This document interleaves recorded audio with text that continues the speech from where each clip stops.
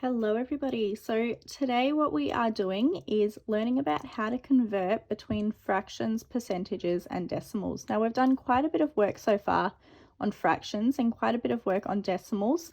We haven't done too much about percentages, but what we're going to do today is learn about how percentages are connected with fractions and decimals. So those three things, we basically are going to learn how to convert between each of them. So we're going to learn how to convert between a percentage to a fraction, a percentage to a decimal, a fraction to a percentage, and a decimal to a percentage.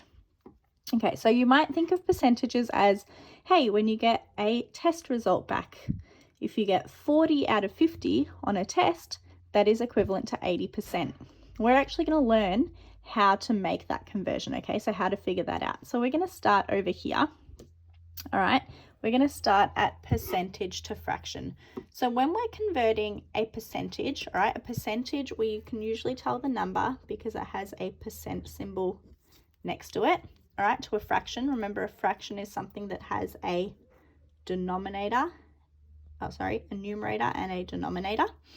All right, what we do is we just change that percentage symbol and we make that number, all right, out of a denominator of 100. So what that means is, for my first example, I've got 35%. So what I can do is I can make that 35, forget about the percentage symbol, and I can make that over 100. So what that means is that 35% is the same as 35 out of 100, and I can simplify that fraction as well. I can say, okay, what number goes into 35 and what number goes into 100? All right, and we can simplify that the way that we were simplifying our fractions. That will be equivalent to 7 over 20, because the number 5 goes into 35 7 times, number 5 goes into 100 20 times. All right, so same thing. I'm going to do another example, 160%. We do the same thing. We write the number and then we do a denominator of 100, and we can simplify that as well. So we can say, all right, what number does 160 and 100 go into? What number goes into both of those? 20. 20 goes into 160 80 times, and 20 goes into 100 not 80 times, it goes in 8 times, and 5 over here.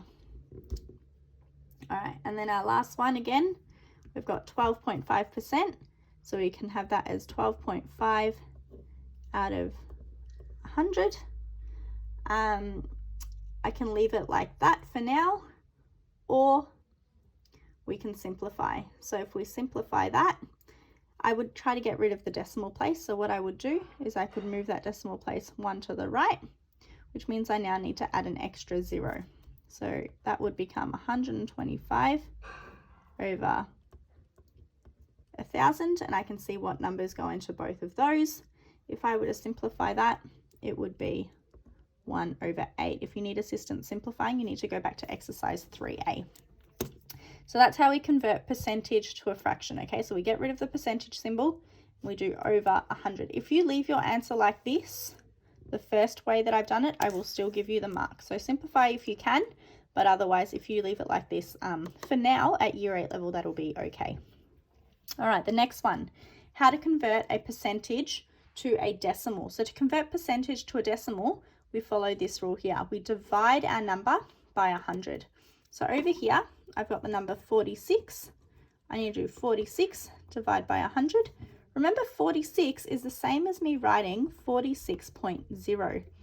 And if we're dividing from yesterday, dividing decimals, we move to the left because we're dividing, and we move it 2 spots because in this case there are 2 zeros. So if I move it 2 spots, I go 1, 2, my answer is going to be 0.46. All right, so next example here, we've got the number 723. So we're going to do 723.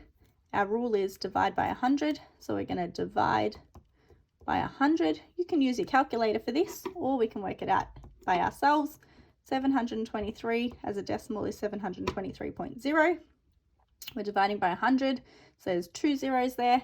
which means I'm moving 2 spots to the left. So that means my answer is going to be 7.23.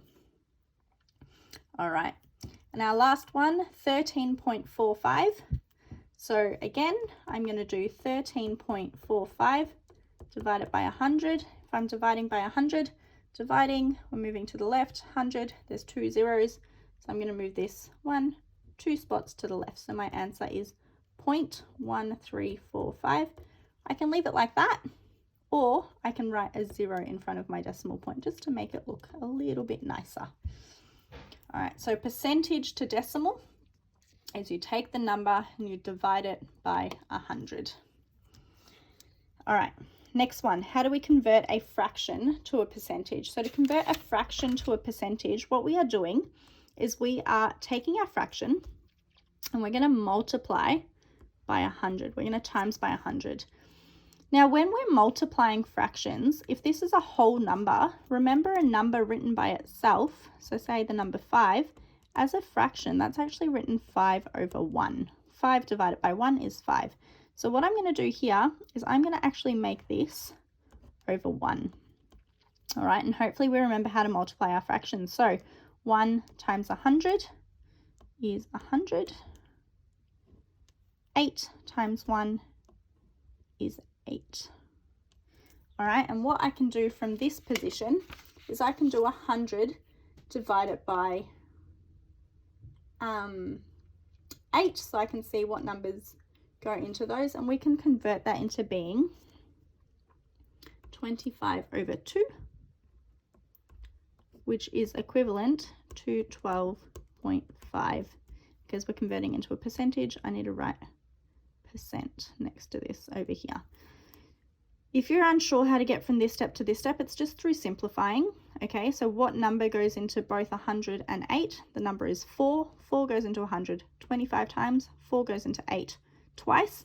I am happy for you to put this into your calculator. So to put this into your calculator, you will do 100 divided by 8 and you'll get 12.5. But you need to remember, because we're converting the fraction to a percentage, that you need to put a percentage symbol. All right, the next one that I've got here as an example is 3 over 5. So again, we take that 3 over 5, we're timesing it by 100, which is the same as timesing it by 100 over 1 to make it look nice. And I can times the way that we do for fractions. So 3 times 100 is 300. 5 times 1 is 5. 300 divided by 5 is actually 60. So my answer is going to be 60%. All right, my last one, if we've been given an improper fraction, proper fraction, we need to convert it into an improper fraction first. So remember to do that, we do this number times by our front number. So 4 times 2, and then we add our top number to that. So 4 times 2 is 8. 8 plus 1 is 9. So I'm going to have 9 over 4. All right, so now it's an improper fraction. To turn it into a percentage, I need to multiply by 100. So I'm going to multiply by 100 over 1. And we work it out the same way that we have been. So 9 times 100 is 900. 4 times 1 is 4. And then on my calculator, I can do 900 divided by 4, and I will get 225. 225%, which makes sense because our top number is bigger than our bottom number, so we expect our percentage to be more than 100. All right, so fraction to percentage, we are multiplying our fraction by 100. To make it easy to work out, we do over 1. All right, remember again, if you get to this stage of each one, I am happy for you to use your calculator. All right, and last one is converting a decimal to a percentage. So to convert decimal to percentage, our rule is to multiply by 100. So whatever our number is, remember when we're multiplying, we're moving our decimal place to the right this time, and there are 2 zeros and 100, so we're moving it 2 spots. All right, so 0.58, if I'm multiplying 0.458 times 100, I'm moving it 2 spots. So that's going to be 0.458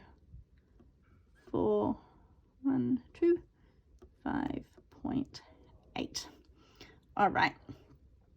Next one, again, multiplying by 100. So I've got 0.812 times by 100. So I'm moving this decimal place 1, 2 spots, which is going to be 081.2.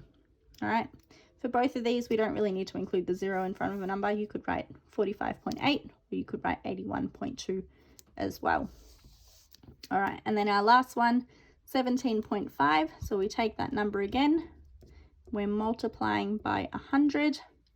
So if I'm multiplying by 100, moving 1, 2 to the right. Remember, if there's nothing there, we pretend it's a 0. So 1750 is your answer. Because these are meant to be percentages, we need to make sure that we include a percent symbol next to each of our answers. All right, so guys, today we're going to work through exercise 3G. The questions are written on the post that this video is posted on, and I'm going to make sure that a photo of this has been posted as well. These are your notes, so please make sure that you have at least written what is in green, what is in purple, because that's the rule, and at least 2 examples from each one, please, in your notes.